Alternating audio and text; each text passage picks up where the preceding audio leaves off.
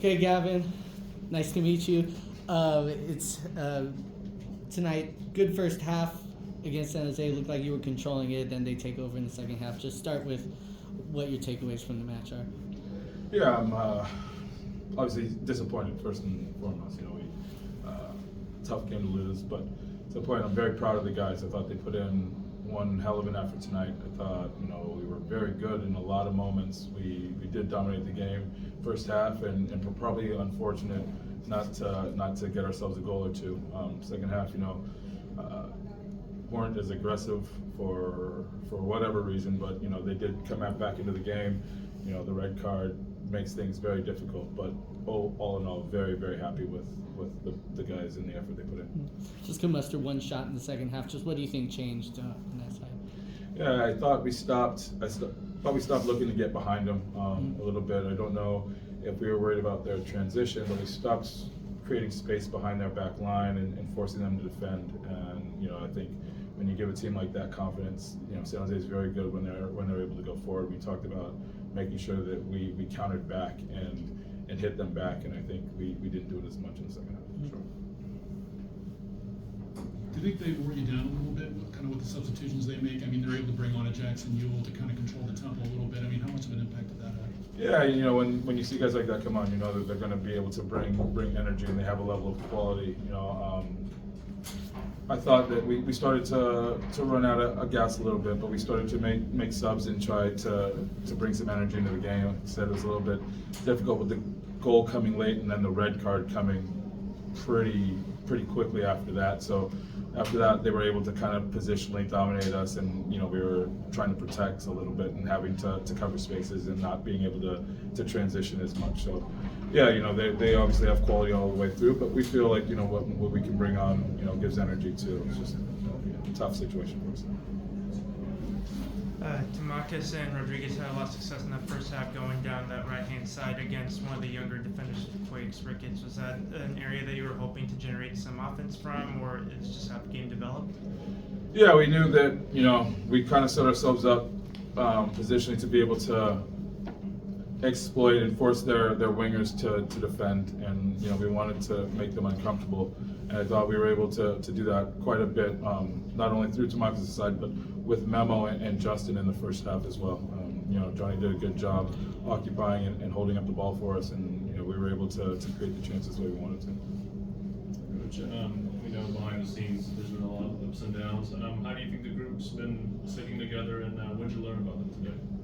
Yeah, I think we've had two matches, and in both of those matches, being able to play some of our younger kids and guys who were getting their first start against San Antonio, and then obviously the level of the quality of the opposition we had tonight. I think that the guys have come through both tests very well.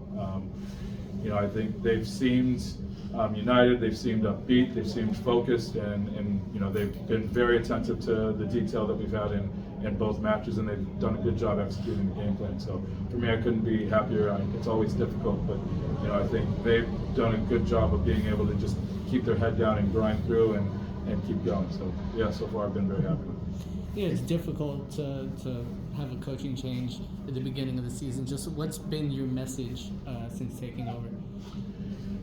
Just a couple things that we want to make sure that we clean up, I think, culturally, as well as, we wanted to make sure from a tactical point of view that we're stopping, limiting chance creation and obviously creating more chances. So I thought in the first half tonight we did that very well. Against San Antonio, we did it against a very aggressive team with some young kids. So, continue to work on a couple details and a couple cultural things that we want to make sure that we continue to build on and improve. So it hasn't been, too much, just attention to detail for the most part. Gavin, obviously this was a big game for the fans, given the Quakes owners, John Fisher, and then the situation with the A's. I mean, to what extent do you think that emotion kind of filtered down? I mean, did you try to tap into that or push it aside? I mean, what was your approach with that? Yeah, I think, we talk about there's always a derby, right? I mean, the game is built on derbies, and this one we hope to be a big one for some time to come. So I think, anytime you get a chance to play a David versus Goliath, and then furthermore that Goliath being in your backyard, there's always going to be a little bit extra in that, and then obviously you have all of the other noise for the fans, and the guys want to win for the city, they want to win for the Bay Area, they want to win for the fans for sure. So it's very difficult. I mean, it's impossible to separate it completely. But I thought they did a good job controlling their emotions, being able to implement the game plan and grind through it. This is a competition with significant history. It's under a bit of pressure right now, this season in particular. As the coach of a second division team, how do you feel about the Open Cup? How do you feel about its future? I mean, I hope that the Open Cup is around for a long time to come. I think it's magical. Like it's a way for an amateur team to play Real Madrid in the Club World Championship. And if you're not training with that kind of belief in the dream, then what are you really doing? I think that level for the grassroots is what keeps the game going, and it's what drives the game. So I hope it's around for as long as we all are, and for many more years after that. Looking at the next couple of games on the road to New Mexico and then welcoming now a SoCal Derby opportunity with Orange County, what are the areas that you're looking to build upon in these next couple matches? I think we're just going to try to continue to improve where we've been improving. I think some of our attention to detail, making sure that our spaces, we're not giving up spaces behind our lines, being difficult to break down, not giving up goals, and then continuing to tweak how we attack and create more chances and get on the end of those chances are going to be the focus. I think in the middle part of the field we've been doing a good job. It's on the business end where we need to make some tweaks. So keep looking there. No Dom Dwyer tonight. Can you just explain the decision to hold him out? Yeah, just integrating him in the team. We've had a group that's ready, and we want to make sure that every weekend we put out a group, it will be competitive and able to win. We're still working him into the group, and we like having him available. And as soon as time's right, you'll see him. Okay. Any idea when we might see him? Nope. Okay. and just one last question. Just when you would describe the mark of a Gavin Glinton system, the thumbprint you want to put on this system, just how would you describe it? How many words? As many as you can.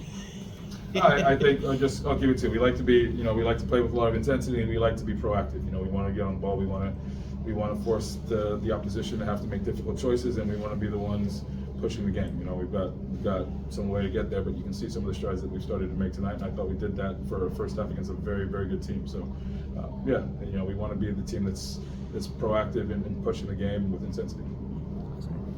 Good.